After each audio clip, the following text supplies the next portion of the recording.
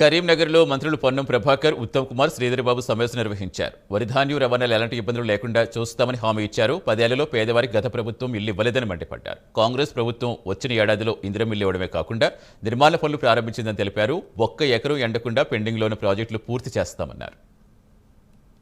అంశాలకు సంబంధించి civil supplies శాఖకు సంబంధించినటువంటి వరి కొనుగోలు మా జిల్లాలో గత 10 సంవత్సరాలుగా అధిక తూకం మీద అనేక సందర్భాల్లో రైతు కొనుగోలు కేంద్రాలను సందర్శించి ప్రభుత్వానికి వ్యతిరేకంగా రైతులకు న్యాయం జరగాలని పోరాటం చేసినటువంటి పరిస్థితి నుంచి ఈరోజు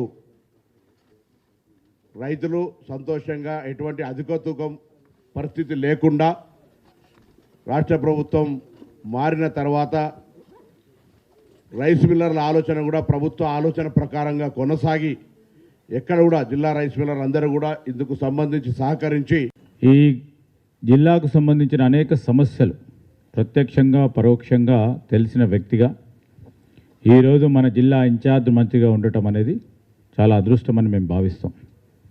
ప్రధానంగా వ్యవసాయ ఆధారితమైన జిల్లా ఇది. ఈ జిల్లాకు సంబంధించి సాగునీటికి సంబంధించి ఆ రోజు జలయజ్ఞ కార్యక్రమంలో ఆనాడు ఉన్న ముఖ్యమంత్రి రాజశేఖర రెడ్డి గారి నాయకత్వంలో మొదలుపెట్టిన అనేక కార్యక్రమాలు పూర్తి స్థాయిలో విజయవంతంగా ముగించుకొని లక్షలాది మంది రైతు సోదరులకు ఈరోజు సాగునీటి వ్యవస్థను ఆనాటి కాంగ్రెస్ పార్టీ ప్రభుత్వం మొదలుపెట్టిన సమీక్ష సమావేశంలో చాలా వారి విధులు సమర్థవంతంగా నిర్వహించిన విషయం మనకు చాలా స్పష్టంగా అవుపడుతుంది.